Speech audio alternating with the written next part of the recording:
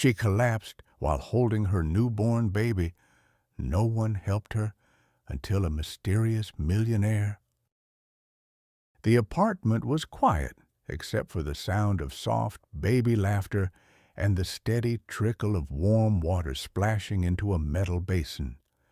A pale morning light filtered through the cracked blinds, illuminating the worn-out kitchen where a young woman, dressed in a faded blue hospital uniform, gently bathed her infant son in the sink. Her name was Clara. She wasn't a maid. She wasn't even working anymore. That uniform, once a symbol of her ambition to become a nurse, was now just the only clean piece of clothing she owned that still fit her. Her life had shrunk into these 4 chipped walls, her world reduced to a schedule of feedings, baths, and whispering lullabies to keep her baby calm while the fridge sat empty. The baby, Samuel, cooed as she cupped water over his soft brown curls. His laughter made her heart ache. She smiled through exhaustion, her arms shaking, her legs numb from standing too long. She hadn't eaten since yesterday morning. She'd been up all night walking him back and forth across the creaky kitchen floor, trying to soothe a fever without medicine. The last of her money had gone to a single can of formula. Diapers were running low. Her phone had no service. She was running on instinct, and that too was nearly spent. But she kept going, because no one else would, until now. She didn't hear the footsteps in the hallway. She didn't notice the front door creak open, and she certainly didn't see the figure in the cream-white suit standing silently in the doorway, watching with wide, stunned eyes. He was tall, clean-shaven, mid-40s, his hair combed perfectly, his shoes spotless. He didn't belong here, in this crumbling building where peeling wallpaper clung to damp walls. Leonard Vaughn, the city's most elusive real estate millionaire, didn't usually step foot in places like this. He was known for buying skyscrapers and never answering interviews. But today was different. He had come here for her. That morning, Leonard had found an envelope tucked under the windshield wiper of his Rolls-Royce. No return address, no markings. Inside was a note. You once said you owed a woman your life. She's barely surviving. She has a child now. This is her address. Attached was a single photograph. A woman in a blue uniform bathing a baby in a kitchen sink. He knew that face. Years ago, Leonard had been attacked during a mugging gone wrong. Bleeding, drunk, left in an alley behind an old diner, he would have died had the woman not stopped and carried him to the hospital. He only got her name Clara. She vanished after signing the admittance forms. But he remembered her eyes.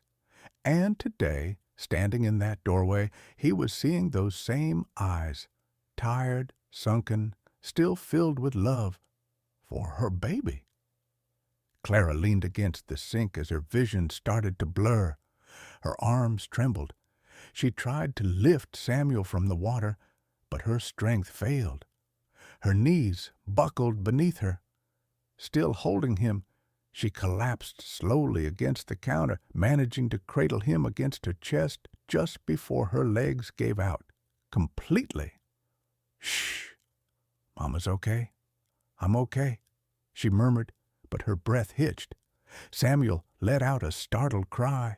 That was when Leonard moved. He crossed the kitchen in 2 strides, catching the baby as Clara slumped to the floor. With steady hands, he laid Samuel onto a soft towel nearby and knelt beside her. "Clara," he said, breathless, "it's me. You're not alone anymore." Her head rolled toward him weakly. She blinked through her haze, trying to focus. "Who?" "It's Leonard, from the alley. You saved me years ago." She blinked again. Recognition flickered. What are you doing here?" He swallowed hard. "Repaying a debt." She tried to sit up, but her arms failed her. "I don't need pity." "This isn't pity," he said gently, checking her pulse. "This is overdue." She looked toward her baby, still squirming softly on the towel, now safe. Her voice cracked. "I thought no one even remembered me." "I never forgot," Leonard whispered. As he lifted her carefully and sat her in a chair, she tried to protest again. But her body betrayed her. She hadn't had help in months. Not a neighbor, not a friend, not even a stranger. Until now. Leonard gently took the damp towel and wrapped it around her shoulders. "Let me help," he said. She stared at him speechless, unsure whether to scream, cry, or collapse again. "Why now?" she whispered. "Because I should have come sooner." Clara sat trembling in the kitchen chair, clutching the towel Leonard had draped over her shoulders. Her arms felt hollow, her legs like driftwood. Across the counter, Samuel rested quietly on the warm, folded towel, eyes blinking gently as if sensing something had shifted in their little world. Leonard stood still, his polished shoes awkward on the cracked tile floor. He had faced billion-dollar mergers and ruthless boardrooms with ease, but now he found himself terrified. Terrified of doing or saying the wrong thing to the one person who'd once saved him without asking for anything in return. "Clara," he said softly, "when you left that hospital, I looked for you for months. I even hired people. But you'd moved, and I didn't know your last name." She gave a faint, tired chuckle. "I didn't want to be found."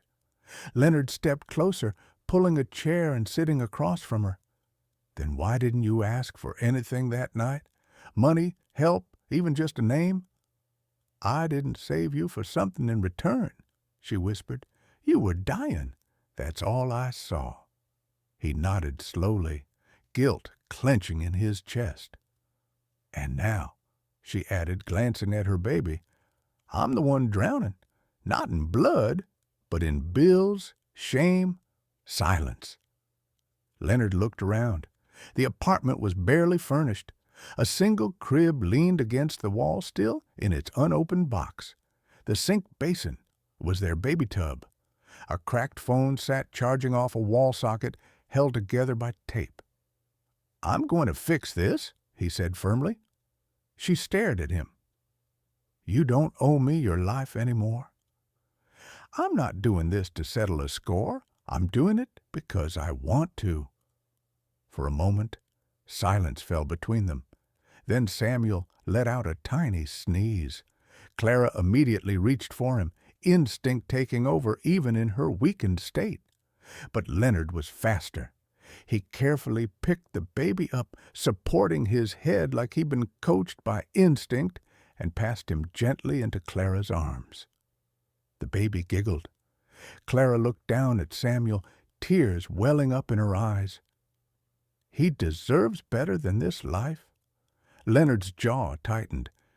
"Then let me give it to him." That night, Leonard didn't leave. He ordered groceries, hired a plumber to fix the leaking sink, and brought in a pediatric nurse to check on Samuel. Clara protested, but she was too tired to fight everything at once. The next morning, she awoke in bed with fresh sheets, Samuel asleep in a new bassinet beside her, and the smell of breakfast in the air. For a second, she thought she was dreaming. Then she saw Leonard sitting in her kitchen, sleeves rolled up, trying to figure out how to work her ancient stove.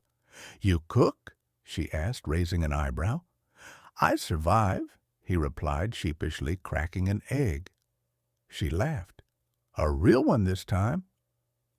Over the next week, things changed.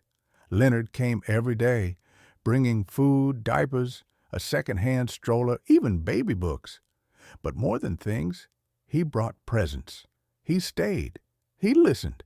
He helped without taking over. He never once asked what happened to Samuel's father, and she never offered. It didn't matter. One evening, as the baby slept, Clara finally asked, "Why are you still here, Leonard? You're a millionaire. You could have dropped off money and walked away." Leonard leaned back in the chair, his voice low. "Because I've had everything and still felt empty. But sitting here, helping you, watching Samuel laugh, this is the first time something has felt real." Clara's lips quivered. "I don't know how to trust this."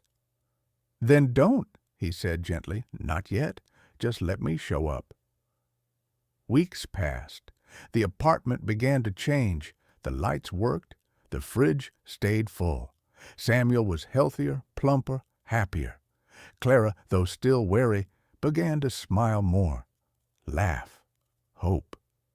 And one day, after a long walk in the park with Samuel giggling in his stroller and Leonard pushing beside her, Clara paused under a tree and whispered, "I never thought I'd say this again, but I'm not scared of tomorrow anymore." Leonard stopped. "Why not?" She looked up at him, eyes shining. "Because you showed me I'm not invisible." That evening, back at her place, as the baby slept and she tidied the kitchen, Clara turned and asked, "Leonard, what if I do want to start again? Not just survive, but live." He stepped forward. "Then we start again. Together." They didn't rush love, but they built something stronger first. Trust. The woman who once collapsed while bathing her baby now stood tall beside the man she once saved. And this time, she wasn't alone. If you enjoyed this story, don't forget to give it a thumbs up and hit that subscribe button for more emotional, dramatic, and unexpected tales. And let us know in the comments, where in the world are you watching from? We love hearing from all of you. Until next time, stay kind, stay curious, and keep watching.